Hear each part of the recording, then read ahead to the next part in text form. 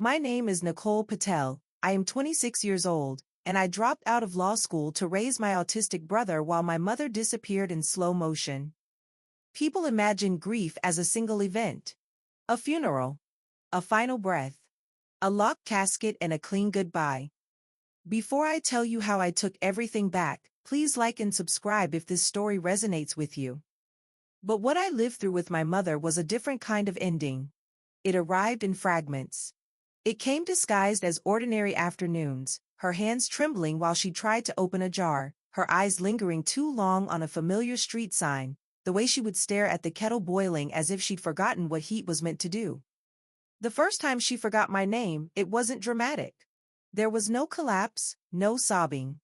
She was sitting at the kitchen table with sunlight on her cheek, humming softly while my brother lined up his toy cars in perfect symmetry.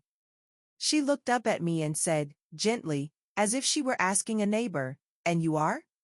I stood there holding a dish towel, my chest tightening so quickly it felt physical. Like someone had reached inside me and squeezed. Before I could answer, Greg's voice cut in from the living room. "That's Nicole," he said, almost pleasantly. "Your daughter." He said it the way you correct a child who misnames a color. My mother blinked. Her smile flickered back into place. "Nicole," she repeated, relieved. "Of course, Nicole." And Greg watched her as though he'd just taken a measurement. That moment was when I first understood that he was not simply present in our home. He was assessing it. Before Greg, there was stability, imperfect, working-class stability, but real. My mother, Priya Patel, had been a woman of discipline and quiet devotion. She woke early, packed lunches, paid bills on time, and carried my brother Ethan's world with the kind of care that never asked for praise. Ethan is 20 now. Autistic, nonverbal, exquisitely sensitive to sound and disruption. He understands more than people assume, but his mind translates the world differently. He doesn't negotiate. He doesn't manipulate. He doesn't perform emotion for anyone's comfort. When Ethan is overwhelmed, it shows in his body first, his fingers fluttering near his ears, the stiffening in his shoulders, the way his breathing becomes shallow and rapid. A sudden change in routine is not an inconvenience to him. It is an earthquake. I learned his language the way you learn a second instrument, through repetition, patience, and love. When our mother got sick, I became his translator, his anchor, his constant. I didn't do it because I was noble. I did it because there was no one else who understood him the way I did. Because even before my mother's diagnosis, our family had always been built around a familiar allocation of labor. Women absorb what men refuse to carry. My mother's diagnosis came just after my first year of law school.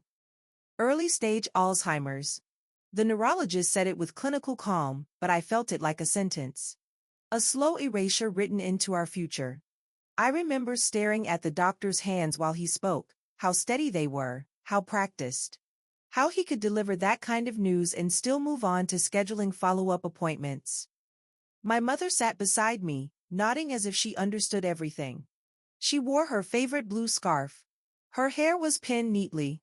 She looked like herself. But I could see it in her eyes. Fear, contained behind politeness. After the appointment, she held my hand in the hospital parking lot. "Don't worry," she told me softly. "We'll manage." She always said we. Then Greg arrived. He had been in our orbit briefly, years earlier, a friend of a friend, a man who appeared at community events and smiled too easily. After my mother's diagnosis, he reappeared with uncanny timing, as if he'd smelled vulnerability the way some people smell rain. At first, I was grateful. He brought groceries. He fixed the broken porch light. He made my mother laugh on days when she looked hollow. When he proposed 8 months later, I didn't have the energy to question the speed. My mother insisted she was happy. Greg spoke gently, respectfully, like a man who understood caregiving. But even then, there were small things that unsettled me. He always insisted on being present for paperwork. He positioned himself between my mother and doctors, asking questions for her. He would correct her mid-sentence, smiling as he did it. "No, honey," he'd say. "That's not what you mean." As if her memory made her unreliable. as if her voice required editing.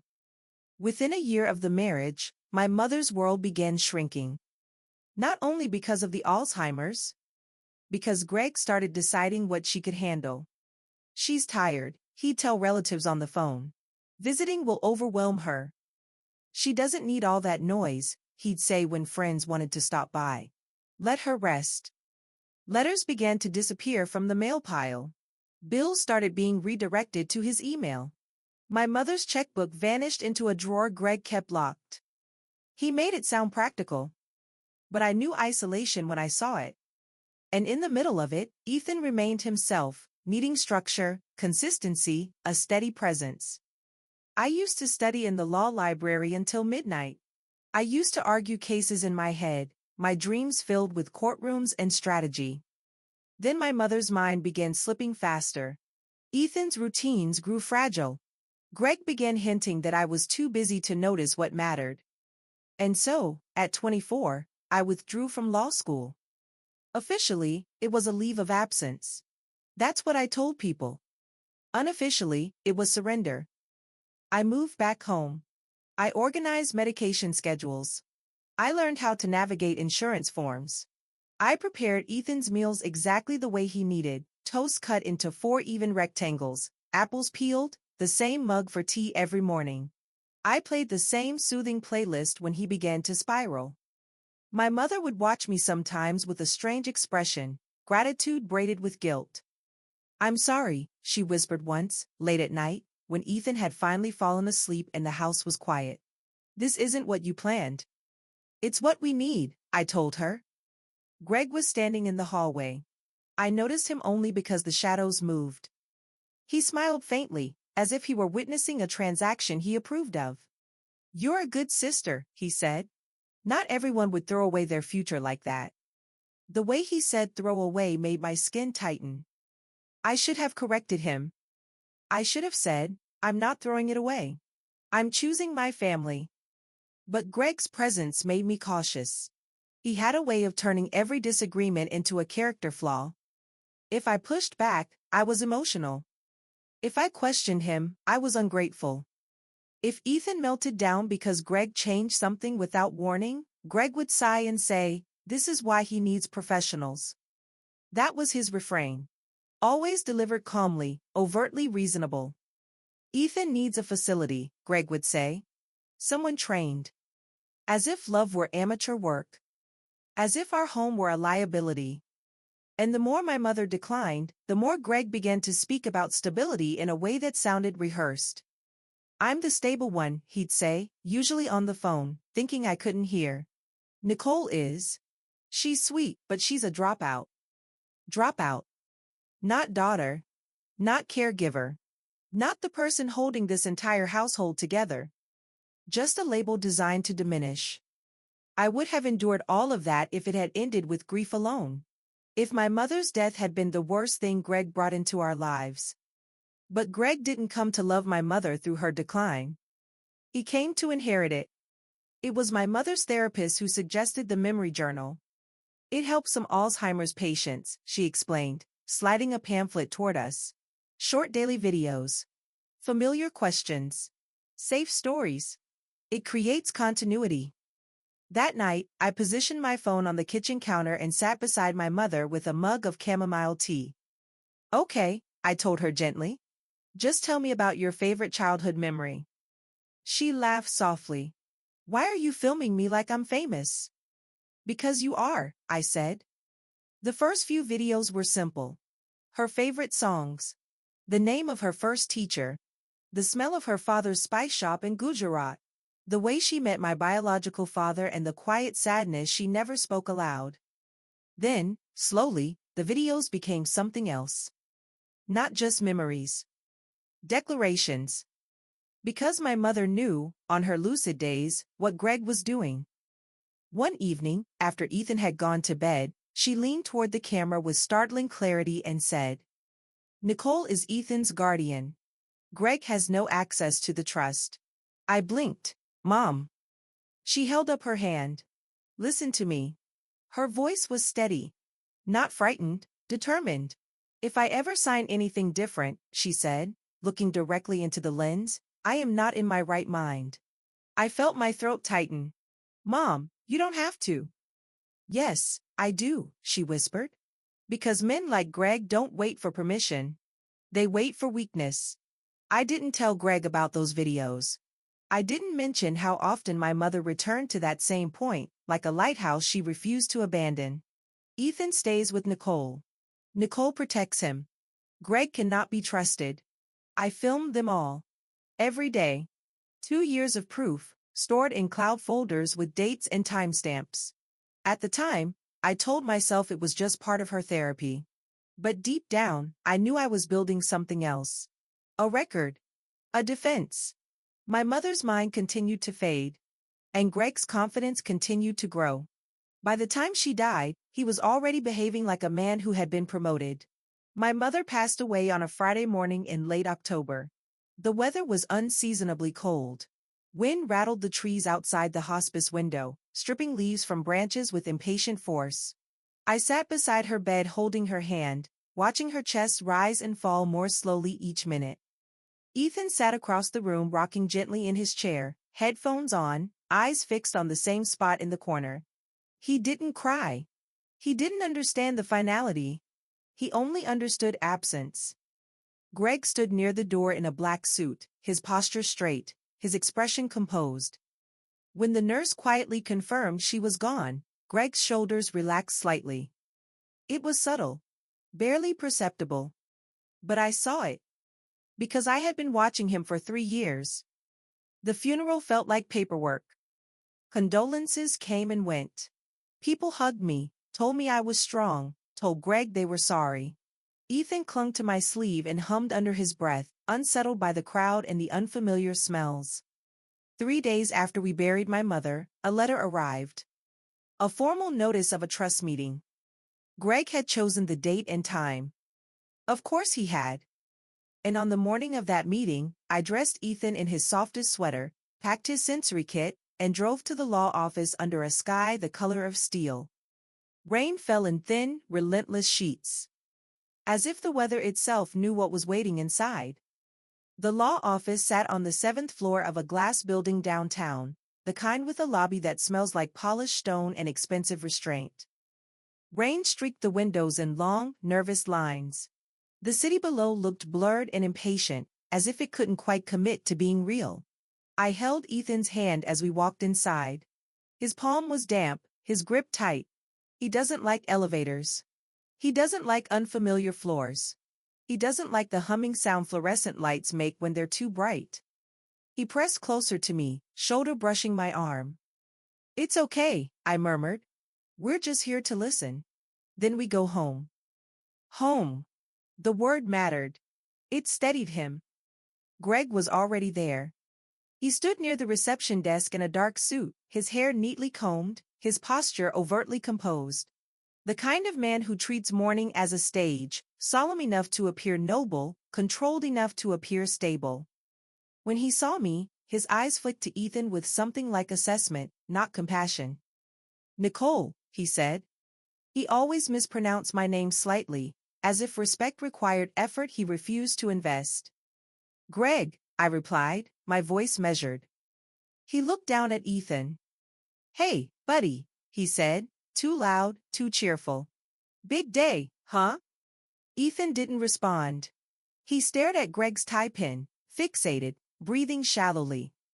Greg's smile held anyway. Performance without audience. A receptionist led us down a hallway that smelled faintly of printer ink and lemon disinfectant. We passed framed diplomas and abstract art that looked like it had been chosen to impress people who couldn't critique it. The conference room was cold. Not emotionally, physically. The air conditioning was aggressive, as if discomfort could enforce professionalism. A long table sat in the center, glossy wood with chairs arranged like a tribunal. At the far end sat two attorneys I didn't recognize and a woman with the laptop open, fingers poised above the keyboard. Greg took the chair at the head of the table. Of course he did. I sat near the middle, pulling Ethan's chair close beside me. I placed his sensory kit on the table, noise-canceling headphones, a small textured strip he could rub between his fingers, a packet of gummy snacks. Ethan watched the room like it was a threat. The older attorney cleared his throat. "Good morning," he began. "I'm Mr. Collins. This is my associate, Miss Avery. We're here to discuss the Priya Patel Family Trust." His voice was smooth, neutral, professionally sympathetic. "I'm sorry for your loss," he added, looking at me first, then Greg. Greg nodded solemnly, clasping his hands. I remained still. Sympathy from strangers is often a courtesy, not a commitment. Mr. Collins slid a folder forward. "As you may know, the trust was originally established 10 years ago to ensure long-term financial support for Ethan Patel." My throat tightened at the sound of my brother's name in a legal setting. He didn't belong in folders. He belonged in sunlight and routine and quiet mornings. Greg spoke before I could. "Yes," he said. "Priya was always worried about Ethan. But I'm here to ensure things are managed responsibly now, responsibly." He leaned into that word like it was the cornerstone of his character. Mr. Collins nodded. "The trust holds approximately $1.2 million in assets, including investment accounts and the family home." The number landed heavy, not because it was surprising, but because it had always been spoken about in our house with reverence. Like a sacred reserve. Like a promise. My mother's promise. Mr. Collins continued, "We are here to confirm the successor trustee and review administrative intentions." I inhaled slowly, already aware of what this meeting was supposed to be. My mother had told me, during one of her lucid moments, while we filmed the memory journal, "Nicole, you will handle Ethan's care. You will manage the trust. Greg will not touch it." She said it clearly, calmly, with the kind of certainty that didn't leave room for reinterpretation. I looked at Greg. He sat back in his chair, hands clasped, face solemn, almost magnanimous. The posture of a man prepared to be congratulated for taking responsibility. Mr. Collins opened the folder.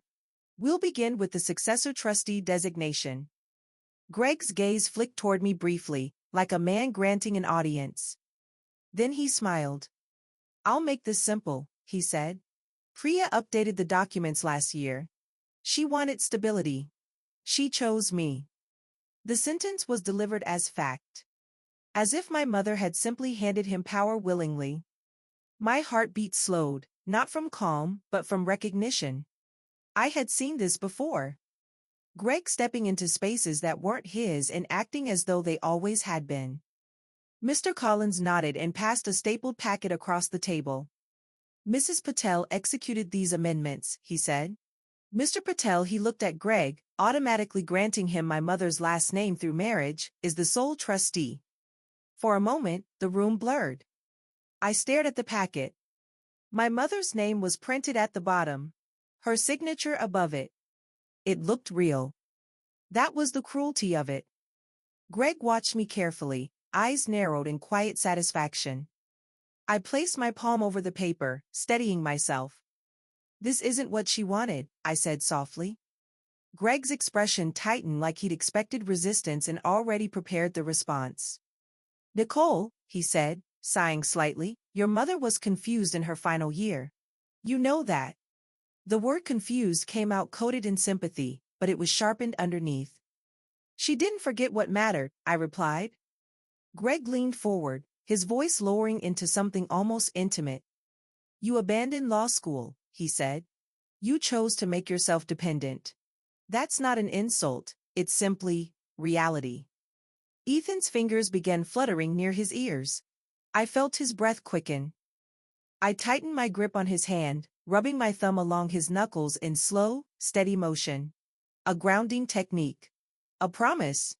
Greg continued, "You've been emotional since she passed. And Ethan." He glanced at my brother like he was a problem to be solved. "Ethan needs professional care. Not his enabling sister." My stomach turned. "I have cared for him for years," I said. "Yes," Greg said smoothly. "And look at the outcome. He's completely dependent on you." The line was overtly cruel, delivered with clinical detachment. Like he was diagnosing a failure. Mr. Collins shifted uncomfortably, but said nothing. Lawyers are trained to observe conflict without intervening unless it threatens procedure. Greg turned back to the packet, as if the conversation was already settled. Now, he said, voice brightening, let's discuss next steps. I've decided to sell the house. The words cut through me. The house? I repeated. Greg nodded. It's too expensive to maintain. And it's emotionally unhealthy to keep living in a place full of Priya's memory. He said my mother's name with rehearsed sorrow, as if he was the widower in a tragic film. You can't sell it, I said. That home is Ethan's stability. Greg tapped the paperwork with one finger. As trustee, he said calmly, I can. Ethan made a small sound, sharp, distressed. His shoulders stiffened, his rocking beginning.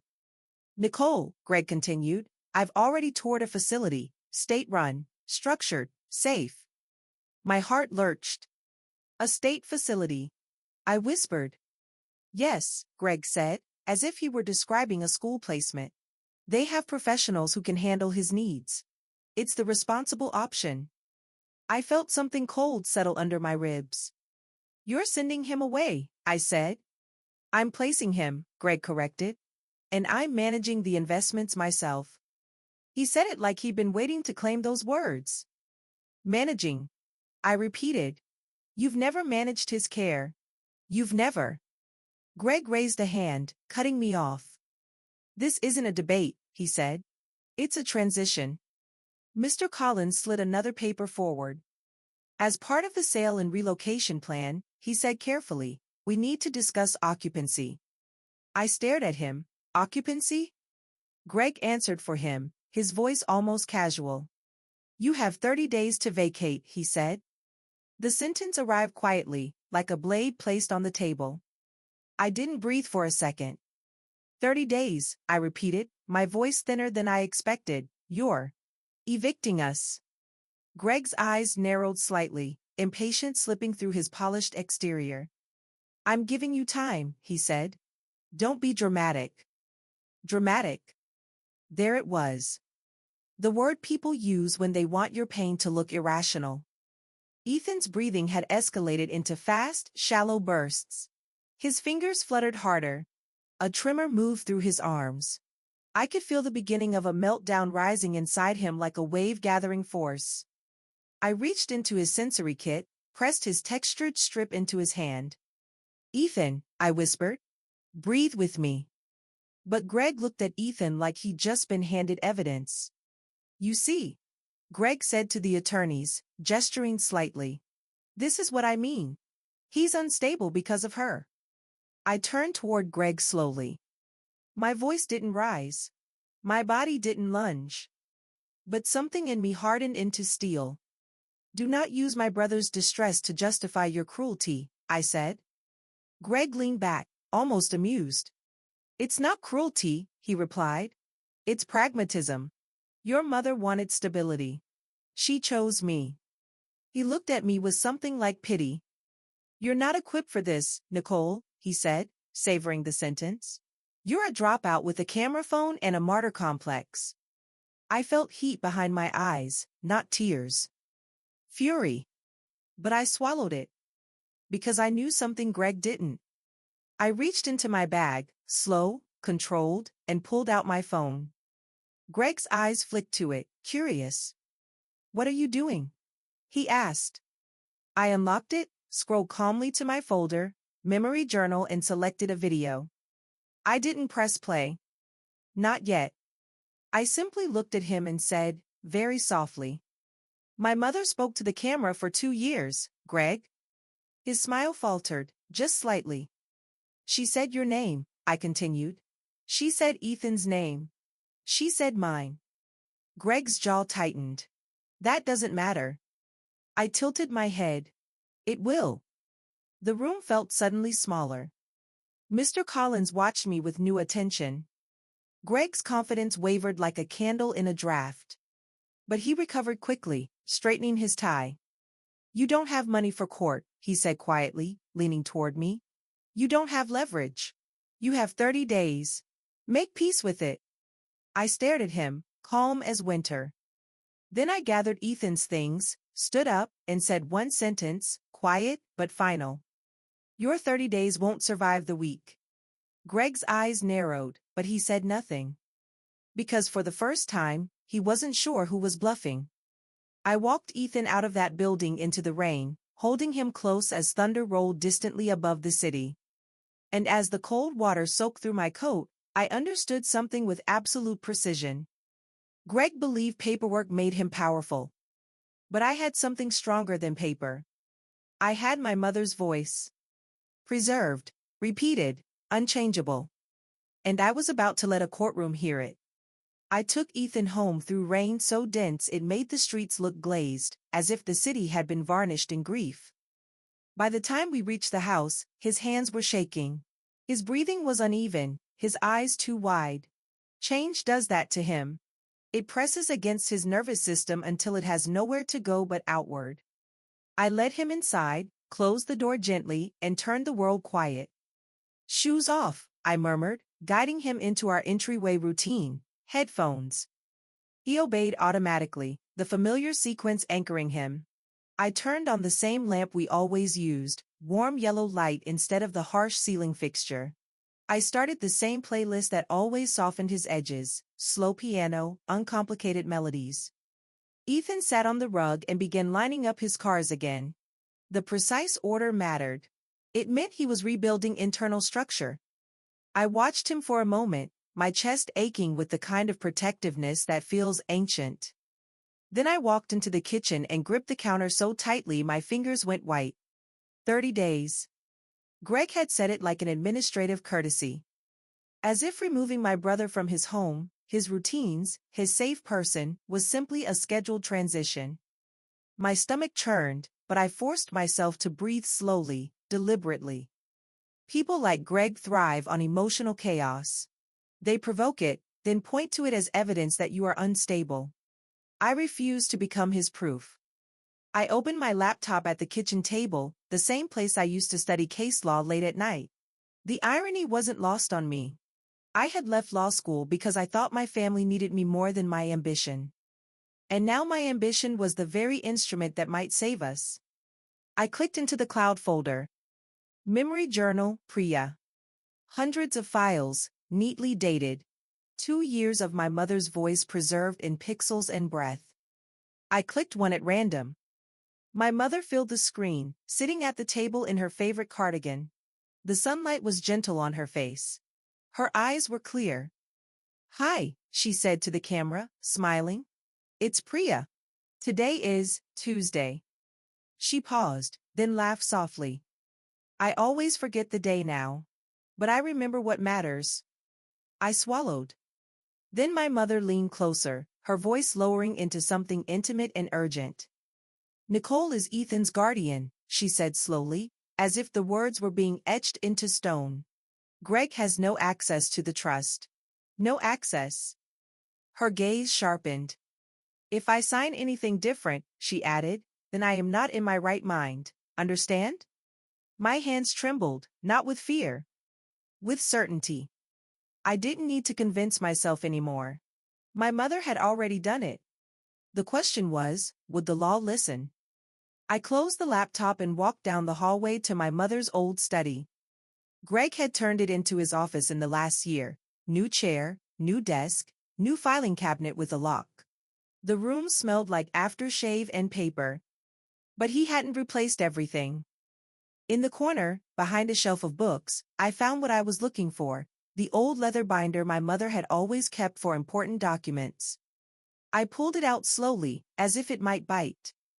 Inside were the original trust documents. And something else. A tab labeled in my mother's handwriting. Undue influence/capacity. My pulse steadied. My mind sharpened. I flipped to the clause. The language was not poetic. It was ruthless. Any amendments made after a documented Alzheimer's diagnosis would be presumed invalid unless proven otherwise. Any changes benefiting a person in a position of influence, spouse, caregiver, household manager, could be voided automatically.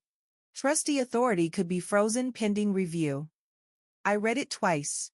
Then a third time. Greg had waved around a signature as if the ink itself was destiny. But my mother had built a trap into the paperwork. And Greg hadn't even bothered to read the fine print. I sat down and stared at that clause until my eyes burned. My mother had known. She had been fading, yes. She had forgotten names, dates, routes home. But she had not forgotten what kind of man Greg was. My phone buzzed. A text message from Greg. Reminder, you have 30 days. Don't make this harder than it needs to be. I stared at the screen. Then I typed one line back. I'm not making it harder. I'm making it accurate. I didn't wait for his reply. I dialed the number on the attorney letterhead from the trust meeting. Mr. Collins' office. He answered on the second ring. Law office of Collins and Avery. This is Nicole Patel, I said. I was at the trust meeting this morning. A pause. Yes, Ms. Patel. I have evidence that the amendments are invalid, I said calmly. And I will be filing an emergency petition to freeze trustee authority. Silence. Then his voice shifted slightly, less procedural, more cautious. Ms. Patel, he said carefully, you should consult counsel before making threats. I'm not threatening, I replied. I'm notifying you. Another pause. Mr. Patel's authority is valid on paper, Collins said. For now, I replied. Then I ended the call. I didn't want Greg's attorney to help me. I wanted him to understand I was not the frightened girl Greg had dismissed in that conference room. I opened my contacts and scrolled until I found the name my mother had told me once, during a lucid afternoon. Marianne Feldman, estate planning. I hadn't spoken to her in years. But my mother had. My hands were steady as I dialed. She answered with the crisp professional greeting that softened when she heard my name. Nicole, she said, voice warm with surprise. I'm sorry about your mother. Thank you, I replied. I need help. There was no hesitation. Tell me everything. I told her the timeline, my mother's diagnosis, Greg's marriage, the isolation, the trust meeting, the documents, the threats, the plan to sell the house, the facility. When I finished, the line was quiet for a moment. Then Marianne spoke, and her voice held something I recognized immediately. Contained anger. Your mother anticipated this, she said softly. I found the clause, I replied. Good, she said. That clause is not decorative. It's designed for predators who arrive during cognitive decline and call it devotion. The word predator should have sounded harsh. Instead, it sounded accurate. Marianne continued, do you still have your mother's neurologist? Yes, I said. Dr. Shaw. Excellent, she replied. Capacity documentation matters. If we establish the timeline of decline, Greg's amendments become paper theater. Paper theater. That phrase made me exhale for the first time all day. Marianne's tone shifted into strategy. The tone I used to crave in law school, the one that turns fear into steps. We need to file an emergency petition, she said, today. We freeze trustee power. We stop the sale. We prevent institutionalization until guardianship is clarified. My brother can't advocate for himself, I said, my voice tightening. I know, Marianne replied. That's why we move fast. I glanced down the hallway where Ethan sat, still aligning his cars. Still trusting I would be there when his world tilted. I will do whatever it takes, I said. I believe you, Marianne replied. Now listen carefully. She gave me a list like a surgeon giving instructions before an operation. Gather all videos from the memory journal with clear statements about trustee intent. Request Dr. Shaw's full cognitive decline timeline and capacity notes. Compile evidence of Greg's control, redirected mail, locked drawers, restricted visitors. Document Ethan's routines and why home stability is medically relevant. Keep communication with Greg in writing whenever possible. Then she said, very calmly. And Nicole? Do not negotiate with a man like Greg. Negotiation implies he has moral boundaries. He doesn't. He has appetites. When the call ended, I sat still for a long moment, staring at the wall. I wasn't grieving anymore in that moment. I was preparing. That night, after Ethan fell asleep, I stayed awake until dawn creating order. I made a spreadsheet of the videos. 47 of them, ones where my mother spoke with clarity and intent. I exported each file with timestamps, backed them up to multiple drives. I wrote short summaries like exhibits. Video 12, Nicole is Ethan's guardian. Video 19, Greg has no access to the trust. Video 31, if I ever sign different, I'm not in my right mind. Every file felt like my mother speaking from a place Greg couldn't reach. At 6:30 a.m., my phone buzzed again. Greg. I spoke to a facility. They have a room ready for Ethan. Don't make this traumatic. I stared at his words and felt something inside me go very quiet. Traumatic. He used that word as if he were concerned about Ethan's well-being, when all he cared about was financial convenience. I typed one response. You will not take him. Then I blocked his number. Not out of pettiness. Out of focus.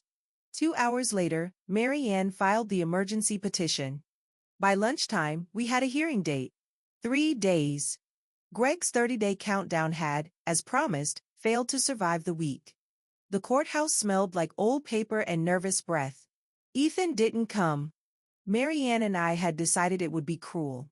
Courtrooms are sensory mines, echoing voices, heavy doors, unpredictable movements. It would have overwhelmed him and given Greg exactly what he wanted, a public spectacle of distress.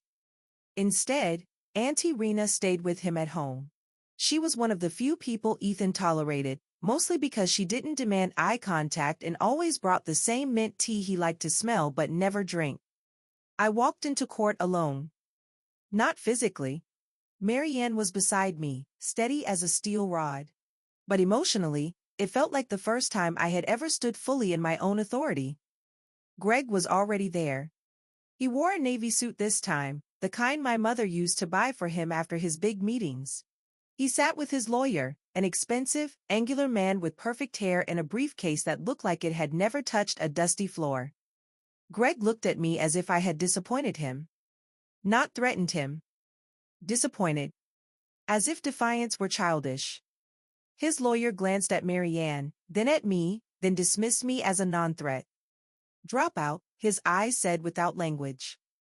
Mary Ann didn't blink. We took our seats.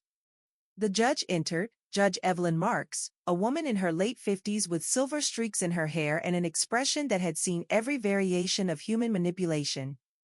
When she sat, the courtroom aligned itself around her. Nicole Patel versus Gregory Lawson, the clerk announced. Greg flinched slightly at the use of his surname instead of Mr. Patel. He liked borrowed titles. They made him feel legitimate. Judge Marks looked down at her file. This is a petition to freeze trustee authority, she said, voice calm and controlled, based on allegations of undue influence and incapacity at the time of amendment. She looked up at Greg. Mr. Lawson, she said, you were married to Priya Patel for 3 years. Yes, Your Honor, Greg replied, voice smooth. I cared for her. I protected her. I managed. Please answer only what you're asked, Judge Marks said evenly. Greg's smile tightened. Yes, Your Honor. The judge turned to Greg's attorney. Counsel? The attorney stood with practiced ease. Your Honor, he began, this petition is emotional. Ms. Patel is grieving, financially unstable, and deeply attached to her brother in a way that is not clinically appropriate. I watched him, expression neutral, as he attempted to convert love into pathology. He continued, Mr. Lawson was named successor trustee legally. The documents are signed, witnessed, notarized. He intends to provide Ethan Patel with professional placement and protect the trust from mismanagement. He gestured toward me slightly. Ms. Patel has no formal credentials. No income sufficient to manage $1 million trust. She withdrew from law school. She is, quite simply, not equipped. Not equipped. There it was again. As if I were a defective instrument. Greg's attorney finished and sat down, satisfied. Judge Marks looked at Marianne. "Ms. Feldman," she said. Response. Marianne rose slowly. Her voice was not loud, but it held weight. "Your Honor," she said, "this case is not about emotion. It's about a pattern that the law recognizes with unpleasant familiarity, a cognitively declining individual pressured into signing documents that benefit the person controlling access to her life." Greg's attorney scoffed softly. Judge Marks didn't look at him. Marianne continued, "Priya Patel was diagnosed with early-stage Alzheimer's 2 years prior to the amendment. The original trust contains an undue influence clause that presumes amendments made after diagnosis are invalid unless proven otherwise." She held up the document. "This clause," Marianne said, "was drafted precisely to prevent what Mr. Lawson attempted." Greg's jaw tightened. His lawyer stood abruptly. "Objection. That clause does not automatically void." Judge Marks raised a hand. "Sit down." He sat. Marianne turned slightly, addressing the judge again. "We will present medical documentation from Priya Patel's longtime neurologist establishing cognitive decline timeline," she said. "We will present evidence of isolation and control exerted by Mr. Lawson." Then Marianne's tone sharpened, just slightly. "And we will present Priya Patel's own voice." Greg's lawyer smiled thinly. "A dying woman's fragmented statements are not legally binding." Marianne didn't react. "They aren't fragmented," she replied. "They're repeated, consistent, date-stamped. Recorded over 2 years." Judge Marks looked interested now. "What recordings?" she asked. I stood. My hands were steady. My voice was quiet. "My mother's therapist suggested a daily memory journal," I said. "A video record. She wanted to preserve continuity." Greg's lawyer stood again. "Your Honor, this is hearsay." Judge Marks' eyes narrowed. "Counsel, do not interrupt. Sit." He sat again, visibly irritated. I continued. "In multiple videos, my mother states clearly that I am Ethan's guardian and that Greg has no access to the trust."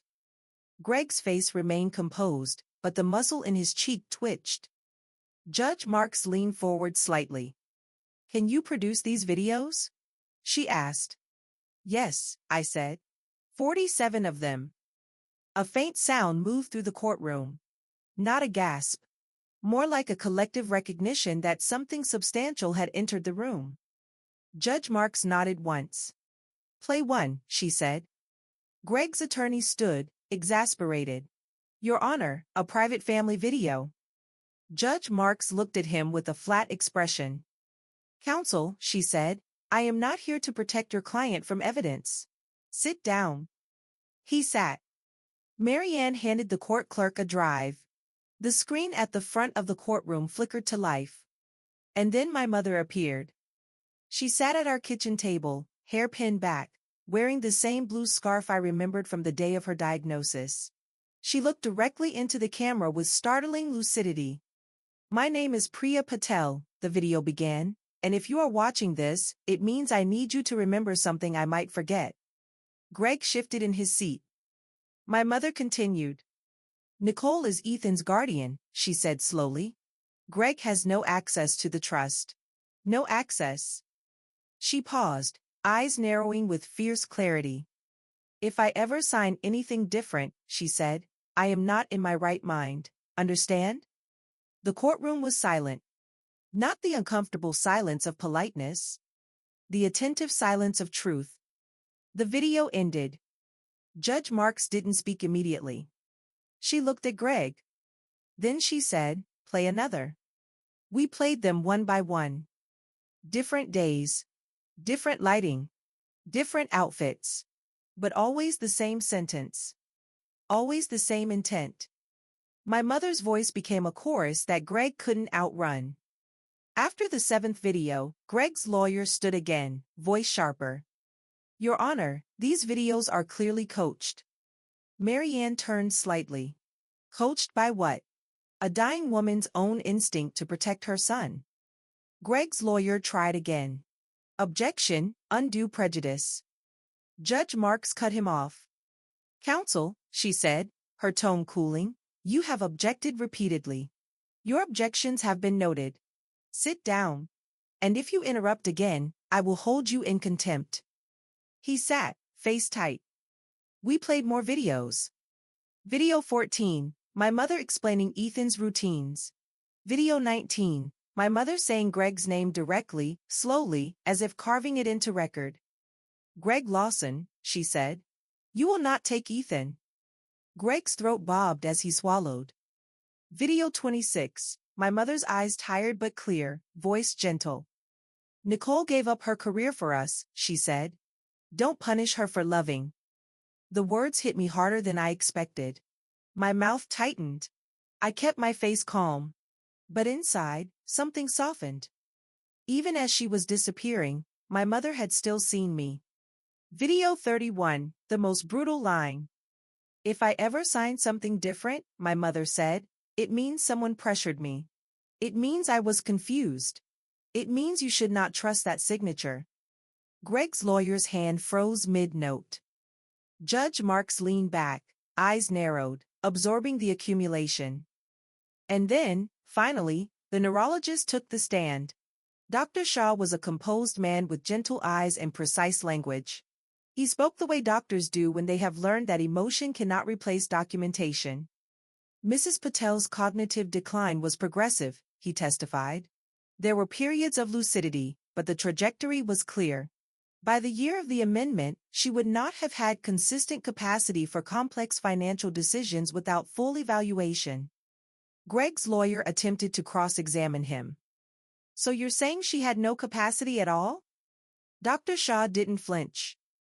I'm saying capacity is not a feeling, he replied. It is assessed. And there is no assessment on record supporting that amendment. Judge Marks nodded. Then Marianne placed the original trust binder into evidence. The undue influence clause sat on the page like a trapdoor. Judge Marks read it slowly, her lips tightening at the legal language. She looked up at Greg. Mr. Lawson, she said, did you read this clause before presenting amended documents? Greg's voice came out thin. I trusted my attorneys. Judge Marks' gaze moved to Greg's attorney. The attorney held his posture. Judge Marks' expression turned colder. I see, she said. There was a pause. Then Greg's lawyer leaned toward Greg and whispered urgently. Greg's face tightened, then went blank. And something subtle happened. The lawyer stood. Your Honor, he said, voice controlled, I'm requesting a brief recess to confer with my client. Judge Marks didn't move. How long? She asked. 10 minutes, he replied. She nodded. 10 minutes, she said. Then we resume. Greg's lawyer walked toward the side door with Greg following. But Greg didn't get far. At the doorway, his lawyer stopped and turned back. I need to be clear, he said, his voice clipped now, stripped of performance. I will be withdrawing as counsel. A sound moved through the courtroom, small, shocked. Greg turned sharply. What? The lawyer's jaw tightened. I will not continue representing you, he said, loud enough for the judge to hear. This case is no longer defensible. Greg's face flushed. You can't just. Yes, I can, the lawyer replied. And I am. Then he walked out. The door shut behind him. And for the first time, Greg looked like what he actually was. A man without a narrative. Judge Mark stared at Greg for a long, assessing moment. Mr. Lawson, she said, you sought to become sole trustee of a $1.2 million trust established for a vulnerable adult. You sought to sell the family home and institutionalize Ethan Patel against the wishes repeatedly stated by Priya Patel. Greg's mouth opened. Nothing came out. Judge Marks continued, each word measured. Based on the undue influence clause, she said, and the documented cognitive decline timeline, I am issuing an immediate order freezing trustee authority. Greg's shoulders sagged slightly. Additionally, Judge Marks said, I am granting Nicole Patel emergency guardianship of Ethan Patel pending final adjudication. I exhaled slowly. The sound was silent, but it felt like my lungs had been holding their breath for 3 years. Judge Mark's gaze sharpened. And because Mr. Lawson had access to the household finances during Mrs. Patel's decline, she continued, I am ordering a forensic accounting of the last 3 years. Greg's head snapped up. What? He whispered. Judge Marks didn't blink. A forensic accounting, she repeated. Your spending, your transfers, your actions. Greg's voice cracked into panic. I didn't do anything wrong. Judge Marks held up her hand. You will not speak over this court, she said. You will not contact Nicole Patel. You will not contact Ethan Patel. You will not attempt to move assets or initiate sale proceedings. Her voice lowered slightly, becoming final. If you violate this order, Mr. Lawson, you will be removed from that house by law enforcement. Greg's face went gray. He stared at me like he had never truly seen me before. As if he had assumed my quietness was submission and only now realized it was discipline. Judge Marks closed the file. This court will not allow vulnerable adults to be treated as financial instruments, she said. We are adjourned. The gavel struck once. And Greg's entire identity, widower, stable provider, moral authority, collapsed under the weight of my mother's voice. Not mine. Hers. Preserved in 47 videos. Unassailable. When court ended, I didn't feel triumphant. I felt emptied out. As if my body had been braced against a storm for 3 years and the wind had finally stopped, leaving behind an unfamiliar silence. I walked out of the courtroom with Mary Ann beside me, my hands still cold despite the heat blasting through the courthouse vents. Outside, the rain had softened into a drizzle. The city smelled like wet stone and exhaust. People hurried past with umbrellas and impatience, unaware that my entire life had just been rearranged by a judge's voice and my mother's preserved words. Mary Ann touched my elbow gently. You did well, she said. I didn't do anything, I replied quietly. Mary Ann's eyes sharpened slightly. Nicole. You did everything. I didn't answer. I didn't yet know how to accept the idea that endurance counted as action. We stood on the courthouse steps while she reviewed next steps, paperwork, follow-up hearings, the timeline for the forensic accountant's report. Her tone remained steady, professional. She spoke like a woman who had rescued people from men like Greg before. But my mind was elsewhere. On Ethan. On the house. On the next 30 days Greg had promised me. Only now, those 30 days belonged to him. I drove home with both hands firm on the steering wheel, the court order printed and tucked into my bag like a talisman. The sky was still gray. Traffic moved sluggishly. At each stoplight, my mind replayed the judge's words. Emergency guardianship granted. Trustee authority frozen. Forensic accounting ordered. 3 sentences. And in each one, Greg lost a piece of the power he'd been feeding on. When I pulled into our driveway, the house looked exactly as it had that morning. Faded blue shutters, flower beds my mother used to tend, the porch swing creaking slightly in the wind. It looked ordinary. But now it was ours again. Auntie Rena opened the door before I even reached it. She searched my face with worried eyes. Well? She asked. I swallowed and let the air out slowly. He can't take Ethan, I said. Her shoulders sagged in relief. She pressed her hand to her chest. Thank God. Ethan appeared behind her, stepping into view cautiously. He wore his headphones, his eyes scanning for cues. When he saw me, he exhaled sharply and crossed the room with quick, uneven steps. He touched my sleeve, one fingertip at first, then his whole hand. His way of checking, are you real? Are you still here? I'm here, I whispered. We're safe. He hummed once, low and soft, then leaned his forehead gently against my shoulder. I held him there for a moment, letting the weight of him settle against me like an anchor. I had always known I would protect Ethan. But now it was legal truth, not just a private vow. I guided him back to the living room and helped him resume his routines. We ate lunch at the same time we always did. I cut his food the same way. I kept my voice steady, my movements gentle. Stability was not only comfort to him, it was medicine.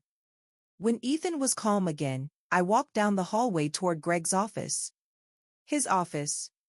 The room smelled faintly of his cologne, his paper, his arrogance. I held the court order in my hand as I stood at the locked filing cabinet. My mother's old key ring was still in the kitchen drawer. Greg had never imagined I'd need it. But I had watched him for years. I slid the key into the lock and opened the cabinet. Inside were files, statements, envelopes. A binder labeled Trust Management, the words almost comical considering Greg's definition of management had been theft disguised as competence. I didn't touch the papers. Not yet. Evidence is delicate. You handle it with the same care you handle a weapon. You don't swing it impulsively. You secure it. You document it. You let it do its job. I closed the cabinet again and locked it. Then I walked into the kitchen, sat at the table, and waited. Greg came home 2 hours later. I heard his car in the driveway, heard the front door open harder than usual. His footsteps moved through the house with an urgency he hadn't displayed before. He found me in the kitchen. For a moment, he stood there staring at me as if he expected me to be different, tearful, panicked, pleading. But I was calm. I had already won. You went behind my back, he said, voice tight. I looked up from the mug of tea I hadn't touched. I went in front of a judge, I replied evenly. Greg stepped closer. His face was flushed, his jaw clenched. There was no polished sympathy left in him now. No widower mask. No stable provider performance. Just anger. You humiliated me, he hissed. I blinked slowly. You humiliated yourself. His eyes narrowed. You think you're clever because you filmed your mother like a documentary? I didn't answer immediately. I watched him closely. Men like Greg hate silence because silence is not submissive. Silence is refusal to participate in their narrative. I think, I said finally, that you underestimated what a mother will do to protect her child. Even while she's forgetting the date. Greg's lips curled. She was sick. Yes, I said calmly. And still more coherent than you are honest. His breathing quickened. He looked around the kitchen like he wanted an audience, someone to validate him.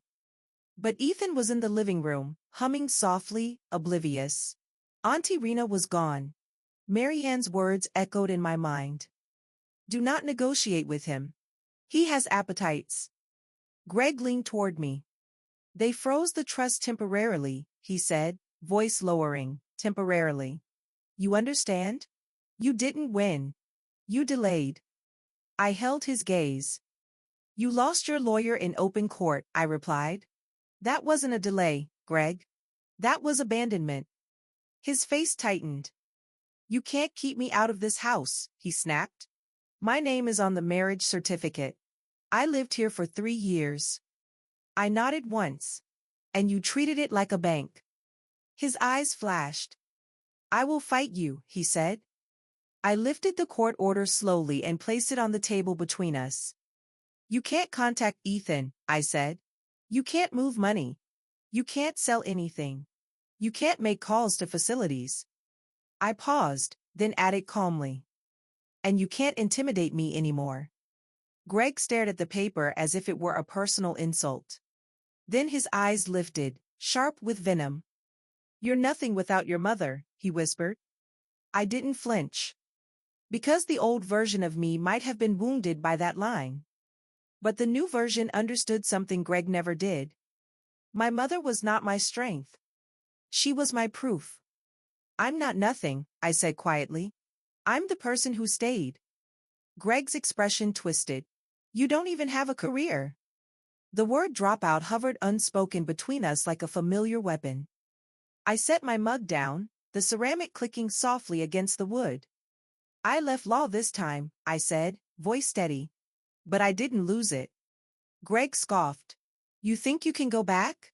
You think you can manage a trust? You can't even manage your brother without him falling apart. At that, Ethan let out a sharper hum from the living room, sensing the tension like animals sense storms. My spine straightened. You don't get to talk about him, I said calmly. You don't get to use him. Greg stepped back slightly, as if startled by the firmness in my voice. Then he tried a different angle, softer, manipulative. I was trying to help, he said, voice low. Facilities are safer. Ethan needs structure. I smiled faintly. We have structure, I replied. You just didn't like that you weren't in control of it. Greg's eyes narrowed again. He stood there breathing hard, looking at me like he wanted to break something. But men like Greg don't break things when witnesses exist. And now the court itself was my witness. He turned abruptly and walked out of the kitchen. I heard him open drawers, close them too hard, pace down the hallway. His restlessness filled the house like a bad smell. Then his voice called out from his office, our office now, legally contested but morally reclaimed. I'm not leaving, he shouted. You can't make me. I didn't answer. Because I didn't need to. 3 days later, the forensic accountant arrived. A woman with a sharp bob haircut and a laptop that looked like it could carve through lies. She introduced herself politely, then began asking questions with precise calm. Greg tried to charm her. It's all transparent, he said, smiling too brightly. I have nothing to hide. She didn't smile back. Then you won't mind the review, she replied. Over the next week, Greg's performance decayed. Because numbers don't care about charm. Statements showed transfers into accounts I didn't recognize. Unusual cash withdrawals. Home renovations that never happened.